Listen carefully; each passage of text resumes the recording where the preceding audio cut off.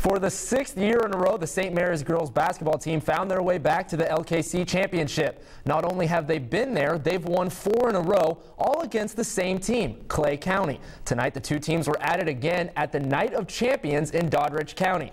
Thanks, Brooke. While this is an important game for both South and Warren, there's more than just football happening here tonight. Fans and players from both sides are joining in support of South senior Anna Gordon.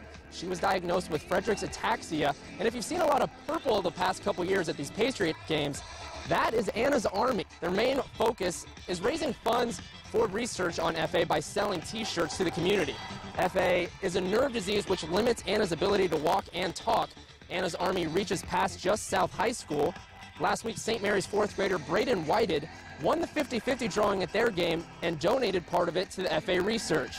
Also, he, along with South teacher Dave Foggins, will be taking a pie in the face at tonight's game to help raise even more money for Anna's cause. It's a great night to get out here, and it's a great cause. If you want to come buy a T-shirt, it's just $10 to help support Anna's Army. But Brooke, Jim and I will have a full preview of what else is going on in Football Frenzy tonight at 6.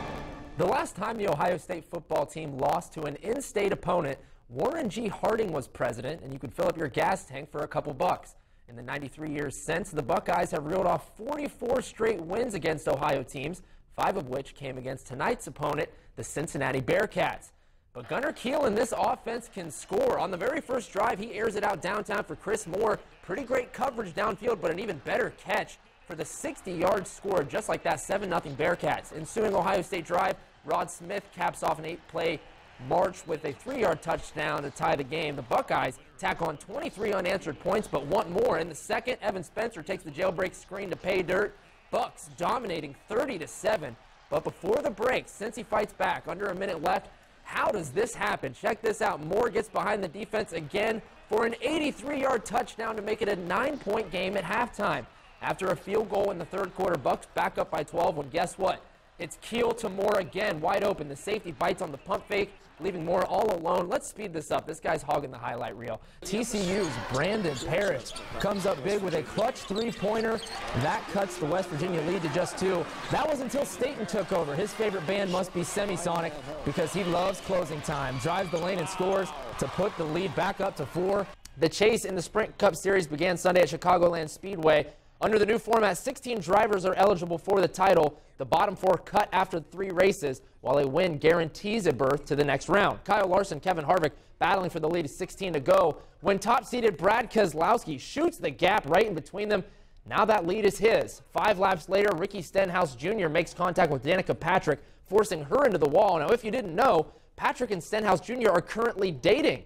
So I think someone may have slept on the couch last night. Over 50,000 people in attendance for this year's Liberty Bowl between Texas A&M and West Virginia. The main storyline entering this game, 2 young quarterbacks going at it, Kyle Allen and Skyler Howard. Neither of them started the season, but they're here to finish it out for their teams, and they stepped into these high-powered offenses, and it looked seamless. It's Allen taking his turn first. Just over 3 minutes into the game, steps up, rolls out, and finds Josh Reynolds wide open downfield for the 44-yard touchdown, 7-0 Aggies. After a Josh Lambert field goal, WVU with the ball again. Mario Alford puts his speed on full display, turning this bubble screen into a 45-yard touchdown to give the Ears the lead. Just 18 seconds later, the defense steps up. KJ Dillon picks off Allen's pass and takes it to the house for a pick 6, a huge momentum shift for WVU. There was a very different scene in the Big Ten a few weeks ago, particularly for Ohio State and Wisconsin. Since starting the season with a combined 31-0 record, the teams have lost 9 of their last 11. Something had to give, though, when they squared off in Madison this afternoon.